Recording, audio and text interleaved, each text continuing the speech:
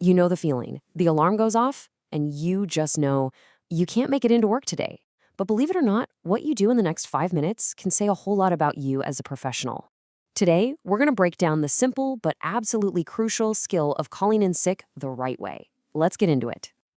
So here's our game plan. First up, we're going to talk about the one single non-negotiable rule you have to follow. Then we'll dive into why it matters so much, the good and the bad.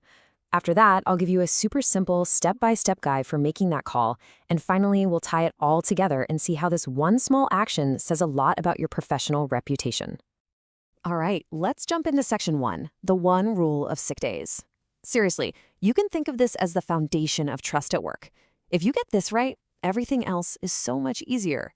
But if you get it wrong, well, you're starting off on the wrong foot. So picture this. The alarm is blaring, your head is pounding, you feel just awful. What's the very first thing you should do? I mean, from a professional standpoint. It sounds like a simple question, right? But the answer is so important. Because in that moment, something has to shift in your mind. It stops being just about you feeling sick, and it becomes about your responsibility as a member of a team. Your very next move is going to directly affect your boss and your coworkers, the people who are counting on you. And here it is. This is the big one, the single most important rule we're talking about today. If you take away just one thing, let it be this. You have to always call your boss if you can't come into work. I'm going to say that again. Don't text, don't just shoot off an email. A phone call is the way to go. It's direct, it's clear, and it's respectful. Okay, on to section 2. So why does one little phone call matter so much? Well, because it's not just one little phone call. Your decision to pick up the phone or not to creates a huge ripple effect that spreads across your entire team. And, there's a really practical health-related reason for this. If you've got a fever, there's a good chance you're contagious. That means you could pass whatever you have to someone else. So when you call in, you're not just taking a day off for yourself, you're actually protecting the health of everyone in your office. It's a real sign of respect. Now, to really understand the impact, let's look at a story of what not to do. Let's talk about Jen. She woke up sick, but she skipped that one crucial step, making the call. And you guessed it, things started to go wrong almost immediately. So because Jen never called, her boss had absolutely no idea where she was.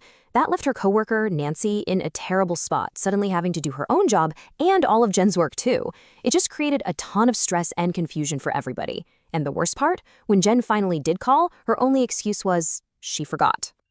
And this number really says it all, doesn't it? 2.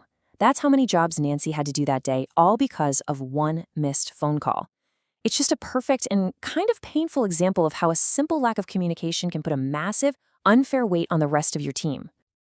Okay, so we've seen the wrong way to do things. Now, for section 3, let's flip the script. Let's talk about how to do it right, with a clear step-by-step guide for making a professional and responsible call. So, let's look at our positive example. Meet Libby. She woke up feeling just as sick as Jen did, but her very first thought was about her responsibility to her team. Her approach made all the difference. What Libby did here is basically the perfect playbook. Look at these 4 steps. First, she listens to her body. She knows she's sick. Then she makes a clear decision. I'm staying home. Step 3 is the big one. She picks up the phone and makes that direct call. And finally, she just states the facts simply. No drama, no long stories, just I'm sick, I'm probably contagious, and I can't come in. It's perfect. Let's zoom in on the call itself, because there are some great little tips here. First, try to have a little awareness. Don't call your boss when you know they're in the middle of a huge presentation. Always start by saying their name, like, "Excuse me, Mr. Black," to get their attention. And then just be honest and direct.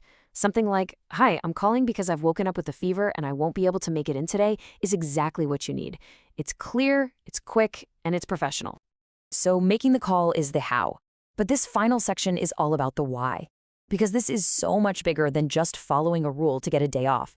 This one simple action is a powerful way to show what kind of professional you really are. Let's just put it all together and look at these 2 paths side by side. On one side, you've got Jen's way, which leads to confusion, extra work for everybody else, and broken trust. And on the other side, you've got Libby's way. It's the path of respect, of protecting your team, and of building a reputation as someone people can count on, even when you're not there. The difference is just night and day. And this is really the bottom line. Calling in sick the right way isn't just about checking a box in the employee handbook. It's a direct reflection of your work attitude. It's one of those small things that speaks volumes about your character, your reliability, and how much you respect the people you work with. So, I'll leave you with this question to think about. Look, we all get sick. That's just going to happen. But the next time it happens to you, what will your actions say about you? Are you going to be a Jen or are you going to be a Libby? It's a small choice for sure, but it makes a huge difference in how you're seen as a professional.